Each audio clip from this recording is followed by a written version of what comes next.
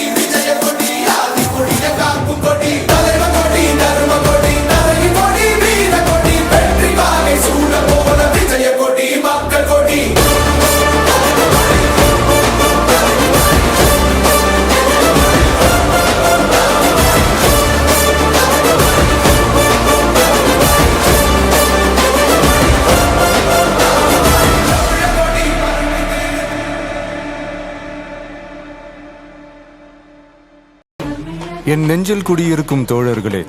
பிறப்புக்கும் எல்லா உயிர்க்கும்னு சொன்ன ஆதியோன் திருவள்ளுவருடைய வழியில நம்ம தமிழக வெற்றி கழகத்தின் வழியா உங்களுக்காக உழைக்கணும்னு நான் வரேன்.